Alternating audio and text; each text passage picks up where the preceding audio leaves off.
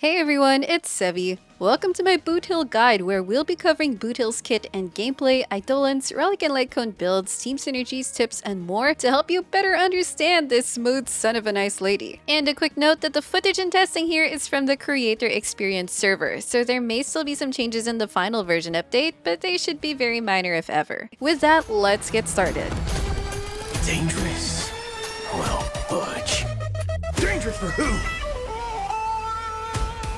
Boothill's a 5-star physical hunt unit with a break-focused playstyle that can deal muddle fudging crazy single-target damage. Let's take a look at how all his abilities work together. To start, using Boothill's skill targets an enemy and enters a standoff state with them for 2 turns. Using his skill doesn't regenerate any energy by itself, and it won't end his current turn, so he can still attack right after. Quick tip as well, there's a buff extension trick where you first use his skill, then activate an ally's ultimate buff to apply on him. If you do that, Boothill's turn doesn't consume a turn countdown of that buff, which makes it last longer. This should help you maximize buff uptimes. While standoff is active, they are taunted into only attacking each other during this time, and both take increased damage from each other. Boothill can't reuse his skill to change targets until it ends, and can only use either his enhanced basic attack or ultimate. If you break or defeat the target enemy, the standoff state will end, and Boothill gets a charge of pocket trick shot, which can stack up to 3 times. You can track them in his HUD, and even by the glowing medals on his chest.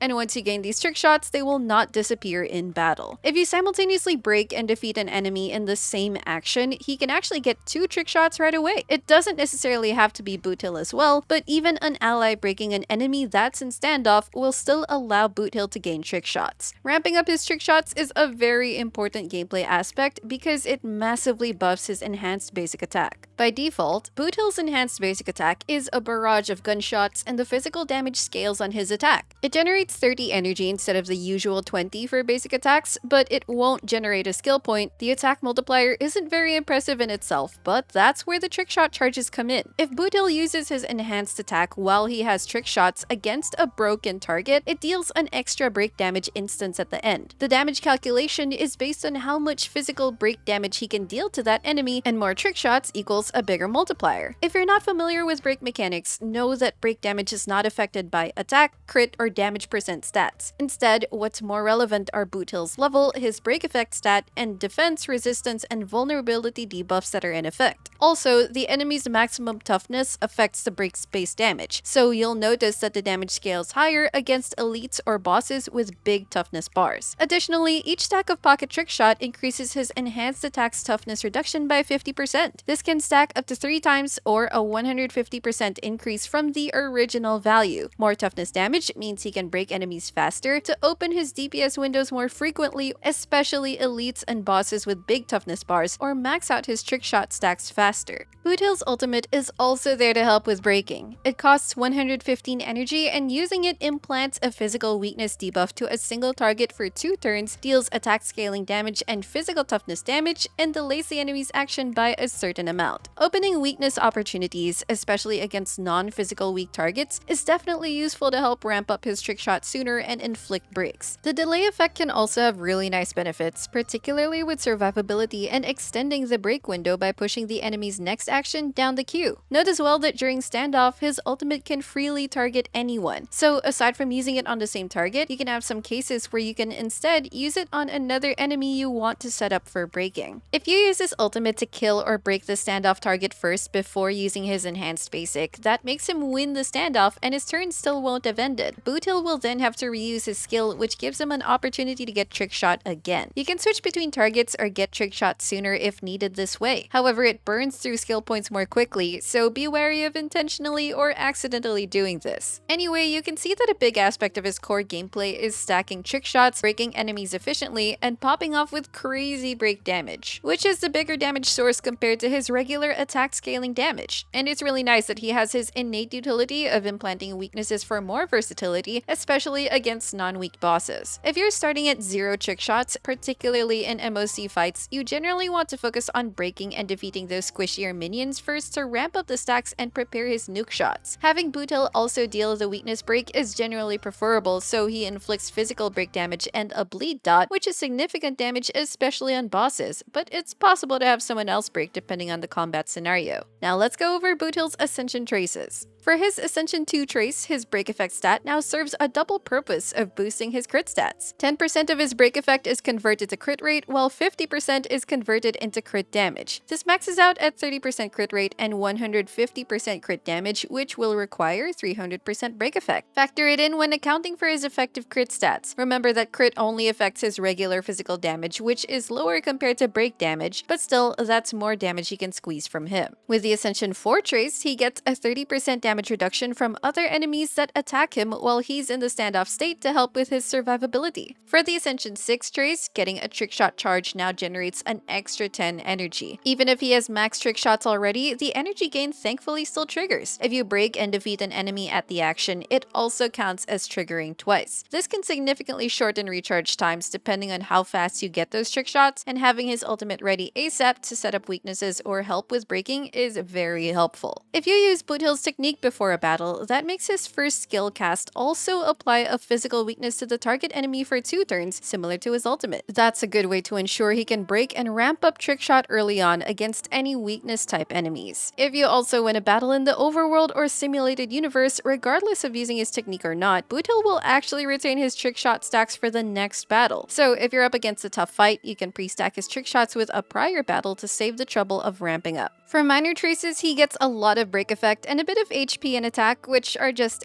Prioritize leveling up his talent trace first, as this is what actually increases his enhanced basic attack's extra break damage from trick shots, not the basic attack trace. His skill comes next to increase the vulnerability debuff he applies during standoff. His ultimate and basic attack traces are a lower priority. Moving on, let's see what his Eidolons offer. E1 gives 1 trick shot at the start of battle for faster damage ramping, and Boothill's damage now gets a 16% defense ignore effect, which affects all regular and break damage sources. Defense ignore is always nice, but it gets more potent when stacked with other defense shred or ignore sources, until it caps at 100%. The instant 1 trick shot can also have some situational usefulness for fast damage ramp-ups, but that seems to be relevant mostly in MOC where you start from 0, since you can retain trick shot stacks in overworld and simulated universe battles. If ever you're choosing between E1 and S1, the signature Lycona is better value compared to his free-to-play choices, and is easier to pull. E2 is a significant change to his SB management, as he can now recover 1 SB upon gaining a trick shot, which practically makes him an SB neutral unit. That can help enable teams that have a more skill point aggressive rotation. He also gets a break effect self buff for more damage. Honestly though, unless you really like him that much, you really don't need to feel compelled to get his early Eidolons. Moving on, E3 increases his ultimate and basic attack levels, and E5 increases his skill and talents. E4 increases the damage received by the enemy and reduces the damage Boothill takes by 12% from each other during the standoff. It's just and really more of a stepping stone towards his final Eidolon. E6 adds an extra multiplier to his enhanced attacks break damage, and now it deals splash damage as well, like blast type attacks, so he breaks free from the expected hunt archetype and becomes much more effective in multi-target scenarios. Moving on to Boothill's Relic Stats, the main priorities are very straightforward, and in a way makes him easier to build than most conventional scaling DPSs. Break effect and speed are his first main priorities. That's what he'll want in his rope and boots respectively, and are also the main substats to watch out for from his other pieces. Crit and attack are actually very low priorities. The body and sphere can go with crit and physical damage percent or attack to really squeeze every last bit of damage, but even defense or HP pieces are actually perfectly fine. Again, getting great break effect and speed substats is more important. For relic sets, 2-piece combos or even rainbow pieces are recommended for more flexibility to choose the right stats and substat quality. Any 2-piece combination of the Watchmaker and Thief set which give break effect or the Messenger set for speed will be ideal. But again, pieces or sets with really good substats can just generally work too. These are the 4-piece sets that can work with him, but of course you'd have to contend with having to farm a good full set, and the gains from just going for 2-piece combos is generally not worth the trouble. Moreover, it's fairly certain that we'll get a new break DPS tailored set due to the rise of the break meta, so watch out for future updates. Then for planar sets, Talia Kingdom of Banditry is currently the best general choice, as it gives up to a 36% break effect bonus when he has at least 145 speed. Speed bonuses in battle and from certain light cones can help hit this breakpoint too if relic stats aren't enough. Less recommended alternatives are those that give crit, damage percent, or attack percent bonuses, or even just a rainbow set again. If you already have pieces with the right main stats, effects, then use them if you're not getting good Talia pieces yet. For some stat goal references, a well-invested Boothill can see about 160 to 200% break effect outside of battle, or much higher with his signature light cone. This is still without battle-related buffs though, so it's very possible to max his crit conversion during combat. For speed, you want to hit at least 134, but getting 145 for the Talia set is relatively easy with some more speed substats, bonuses, and/or combat buffs. The next relevant breakpoint for MOC will be 160, which you can get with speed substats and/or external speed buffs. A faster Boothill can be achieved with insane speed substats, extra buffs, and advanced effects. His crit isn't as essential for him compared to other more crit-reliant DPSs, but it's always a nice bonus to have if you want to min-max his damage. Outside of battle and without his conversion, aim to get about 50% crit rate, then 50 to 100% crit damage. But again, don't sweat it and focus on break effect and speed stats first. Now when it comes to light cones, Boothill's situation is actually interesting. First, there's only one hunt light cone that gives break effect, and that's his signature Sailing Towards a Second Life. It gives a huge 60% break effect bonus, defense ignore for break damage, and extra speed, which are all perfectly tailored buffs. Other hunt light cones are focused on giving attack, damage, and crit related buffs, which are much less potent. These tailor-made effects give it a lot more value considering Boothill's choices, but it is by no means a necessity for him to perform very well. Instead, you have very free-to-play friendly default choices. There's the 3-star Adversarial and 4-star River Flows, mainly for their speed bonuses. Adversarial needs the user to kill enemies for the buff, while the River Flows needs the user to avoid taking damage, which you'll want a very reliable shielder for. Third is the Hurt to Store Hunt Light Cone Cruising in the Stellar Sea, which is simply a big crit rate and attack stat stick. Most of the gacha options are still okay, but again, are not particularly that high value with him due to being attack, crit, or damage percent sources. I even tried comparing MOC runs on his signature versus an off-path 3-star light cone, which had 0 bonus effects, and an F2P light cone, just to see how big the difference is in practice. While the signature was consistently faster and showed big damage screenshots, even the free light cones were no slouch and more than enough for good clear times.